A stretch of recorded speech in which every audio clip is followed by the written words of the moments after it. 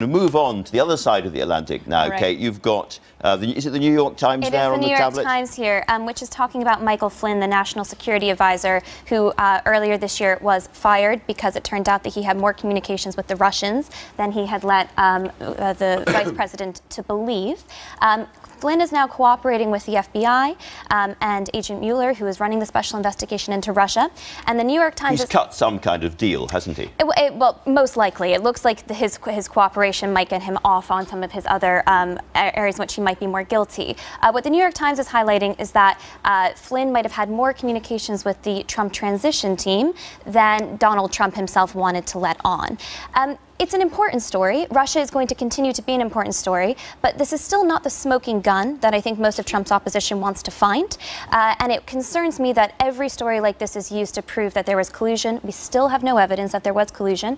Who knows what will happen? We might find it. So stay calm on this story. Follow the details. Stay calm. And if you are actually frustrated with Donald Trump, going after him on Russia, I think, is the wrong angle. Go after his policy proposals. Look for other candidates that might be able to challenge him on the left and the right. Well, let's do that then, because he's coming to this country, we read this morning, in February. Yeah, I mean, apparently he's going to be here in February. There is, down in Battersea on the South Bank, a huge new American embassy that's being built. It's nearing completion. So the story is that he comes to London in February to open that and perhaps go to 10 Downing Street. Not a full state visit, but a working visit. And Can I ask you something about this? Because we've had these, I would say, actually disgraceful tweets from him this week, retweeting Britain First, which is a fascist, racist organisation.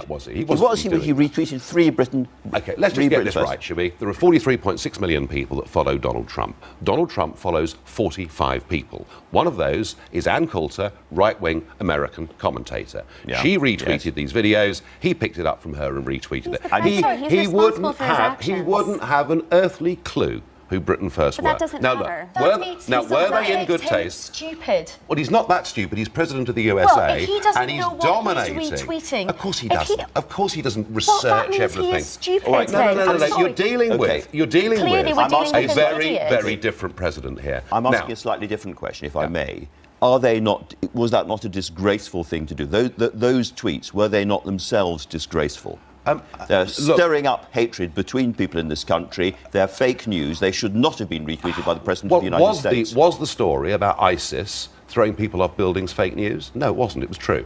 It happened in Egypt. Do I think, Andrew, those tweets were in good taste? Not particularly. No, I don't. But the point is, you're going to defend him. The level of outrage from the liberal elite in this country is out of all proportion. Can I just say, with what? you can't actually. With what happened here. And every single time, No, I haven't finished yet. I haven't finished yet. And the idea that should lead to half the Labour Party saying he shouldn't be allowed to come to our country, frankly, is ridiculous. And I think is viewed by the public as being ridiculous. Aisha, Donald Trump is a racist, he's misogynistic, and he's Islamophobic. He peddles in stirring up hate and division. Now, that is something that you might agree with, but that is not what British values are in this country. And just remember... You're out of touch. As Jo Cox lay there dying, you're out of touch. The scumbag who executed her shouted out the words, Britain First. So the idea that you defend Donald Trump... Do you actually think the President knows who Britain First are? If he doesn't know he does by now, I would have thought. First he is not fit to hold that office. I agree with Aisha completely in sentiment. I'm ashamed that the President goes about living his life in this manner. And we've seen it for a long time. He was attacking Mexicans as rapists and murderers before he was even elected. So this is nothing new, and it's deeply frustrating.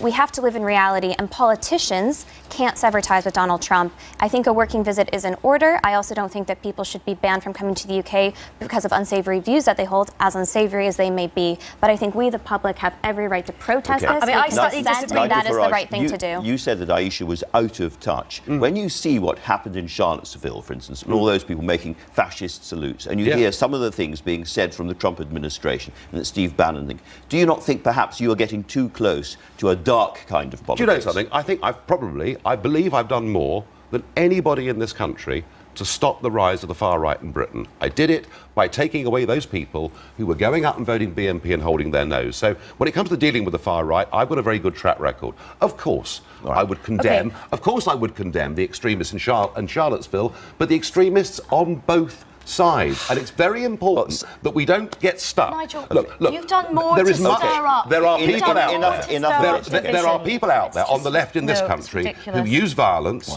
to pursue their means. There's bad on both sides. It's important to recognise that. Very important. I don't think we're going to get a calm consensus on this, I suspect. We're therefore going to go to a completely different story. Big Man Tyrone here. Make sure to subscribe to the wicked, awesome Robin Hood UKIP YouTube website.